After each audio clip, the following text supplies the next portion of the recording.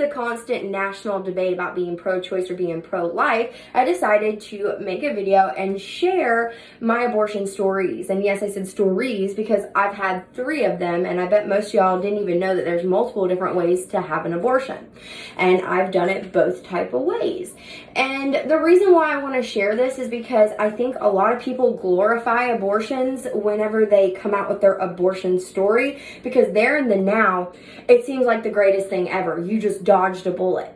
But nobody talks about how they feel 10 years later, and that's usually when it affects you. Those tapes you have to watch before you get the abortion, they're very real. You never know who you're going to be in 10 years. Like, I didn't know that I was going to plan to be a Christian and want to do ministry work.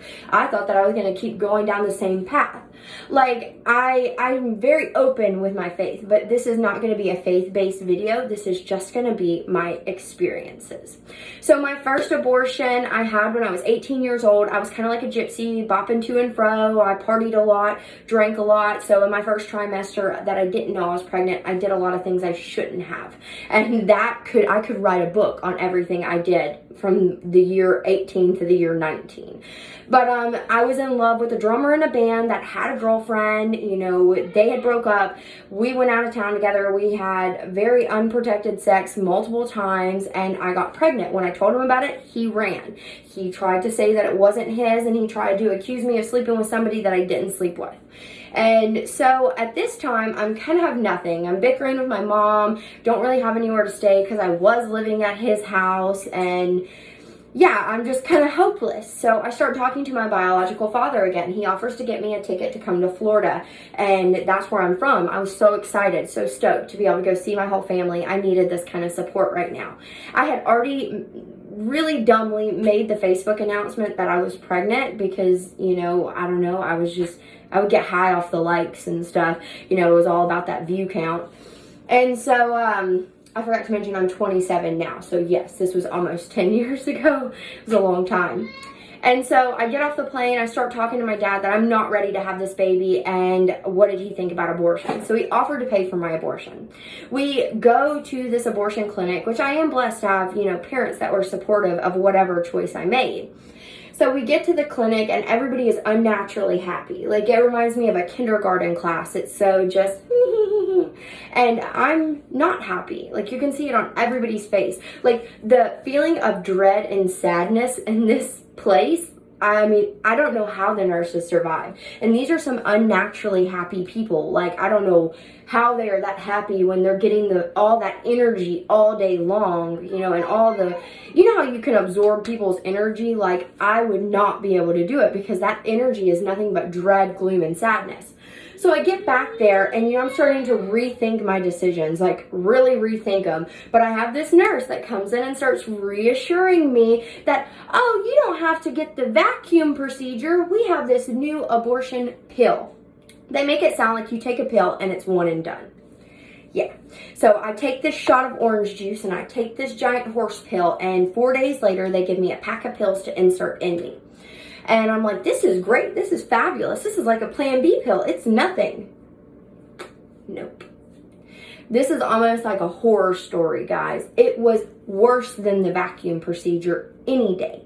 So, you know, you have these 4 days of knowing, sitting here knowing that you have already basically ended this baby's life. What that first shot of orange juice thing and the pill does separates the baby from the wall. So that baby's already gone. And those other pills helps you push it out unnaturally. It's kind of like a laxative to push that baby out. So you have to sit here for 4 days knowing this baby is just dying and died inside of you. And you still have to push it out. And I believe that I was a little bit further along than I was just from, you know, actually having children now and seeing that all my babies were super, super small, and that, you know, I didn't give birth to my babies early, but it looked like they were measuring smaller than they were. So I probably was further along. So this was a lot harder. And you got to think, I'm there without my mama. I'm an 18-year-old girl that didn't even know what abortion was. Like, I was living in this tiny town where nobody believed in abortions, you know, for the past, 8 years. And so, they're trying to keep me busy. I give it to my dad and his girlfriend. They were trying to keep me busy. Took me to Universal, all these things, but I wasn't feeling good. My hormones started going crazy, and I started, kind of bickering with everyone around me because I didn't know what to expect. It was like PMS and depression on overload this entire time. And so it was kind of the evening time, and I start feeling pains in my stomach. And I go and sit on the toilet, and I start screaming because it hurts so bad.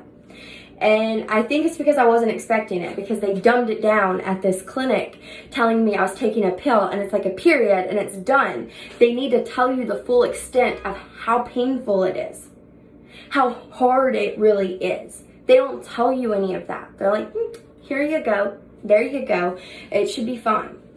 And so I have to actually push. Like, I have to push.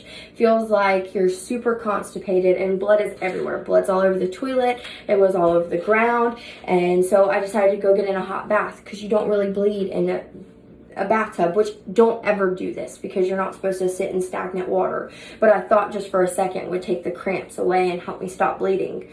And so I'm leaned back in the bathtub, and I'm closing my eyes like this, and I look down, and the bathtub's full of blood. It was like a horror movie. So I get out of there, like I said, just everywhere's blood. They're bringing me towels to put on my stomach. And all I remember was, sitting on that toilet screaming and crying. I heard that little knock on the door like that. Are you okay?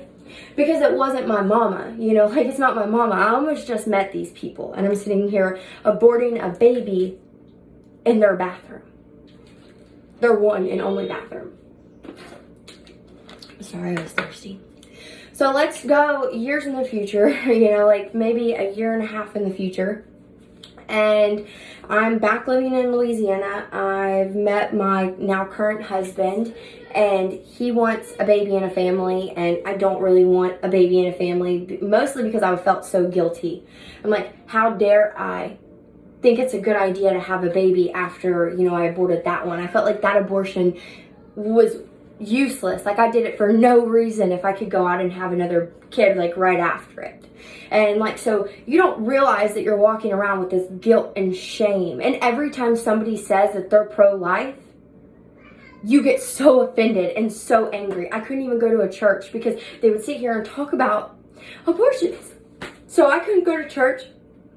All of my friends in that little town, I couldn't even talk to them because they're, ew, how could you do that? How could you do that? That's so wrong. And people, keep your comments to yourself. I'm a Christian now, and I don't believe in abortion now. But that's my opinion, and don't go and make somebody feel like dirt for doing it. Let them learn, because God will show every single person that, the truth at some point in their life.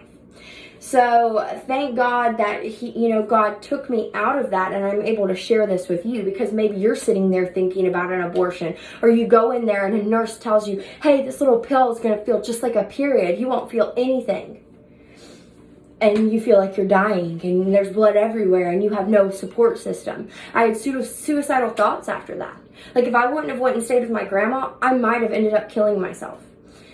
Anyway, so, like I said, way in the future, have met my now current husband. We're not together very long, and I get pregnant. Well, at that time, like, I'm taking pain pills, and I'm drinking, and I'm concerned for the baby's life. And like I said, I feel guilty. I feel like I'm not worthy of having a baby. I'm not worthy of having a baby after what I did. I'm not worthy to go into church. Like, I should have the scarlet letter A on me, because I'm worthless. I'm not worth anything. And so when I get pregnant, he wants me to keep the baby. And I lie to him, and I tell him that I can't keep it because there's something probably going to be wrong with it, with the type of medication I was on. So I go get an abortion, and I take my mom and my friend with me, and that one wasn't as traumatic as the first one, but it was still traumatic, because after that I get put on birth control, which birth control is no good for me. It makes me feel awful. My hormones are just wacky. So after that, I decide that I do want a baby. I start, kind of, thinking, I can do this. I do have a job and I have a man that I'm going to be with forever. I want a baby. So we tried for 7 months to get pregnant with my daughter, and we got pregnant with her. 3 months after she was born, I got pregnant again. And I wasn't ready for that baby. So I did it again. I had another abortion. And I have to give it, I had great support for the last 2 abortions, so they weren't as awful, but they were still bad. So then I got pregnant with my son, and I didn't want to have him. So I decided I was going to get an abortion when I had the money. So, because I was doing drugs at the beginning of the pregnancy, and I said, I'll just go get an abortion and it'll be okay. I was too far along to get an abortion. So I made sure that I wasn't doing anything wrong and I was staying clean and sober, and I found an adoption agency. And I decided, I have nothing. I barely can take care of my daughter. Me and my kid's dad were separated at the time. I was not living a very good life, and I didn't think I could do it. I was the poster child to get an abortion again. Remember my other abortion stories? That's what they tell you. If you don't think that you can take care of this baby, then don't. Don't. Have an abortion. Planned Parenthood. That's what they say. You don't want to end up murdering your child like you see on the news, right? An adoption's too hard. They'll grow up scarred and messed up, right? So after I couldn't have the abortion, I decided on adoption. I had the family. They flew in from Michigan. Everything was perfect. And then I had him. And the mess that my life was. The nothing that I was. I barely could take care of my first child. I had him, and I looked at him. And the guy that I was with at the time told me that he was going to get a taxi and leave me at the hospital if I brought that baby home, because he didn't want it. And so the nurse kicked him out and asked me what I needed. And I said, I need a car seat because this baby's going home with me. My car was overheating. It had no air conditioner. I had nothing to my name. I didn't have diapers. I didn't have wipes. I didn't have anything. They applied me for food stamps and emergency financial aid in that hospital. And I took my baby home. I overcame the fear and I brought my baby home. If you are thinking about this abortion because you're in a bad place right now, you're too young, you don't have nothing, I want you to know that shortly after that, I am now the owner of a restaurant. I'm the sole owner of a restaurant, me and my husband. I got 2, come here. I got 2, this is that boy right here. 2 beautiful babies. We have a 4-bedroom, 2-bathroom house. I'm doing God's work in ministry, and you never know who you're going to be in 10 years. When you think that... Are you hurt? When you think that this is not, you say, oh my goodness, I can't do this. I don't have a job. I don't have this. I don't have that. I didn't have none of that. I was a drug addict that had nothing. A broke down car that wasn't even going to get me home. I had to stop on the side of the road and tie the hose together as I'm driving my baby home. I had to get a car seat from donations, and they took me into a store with donation clothes. I had no diapers, no wipes, no nothing, and not $1 to my name. And look at our life now.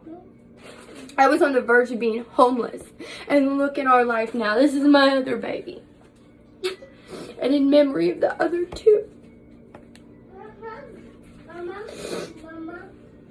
You can do it. You can do it.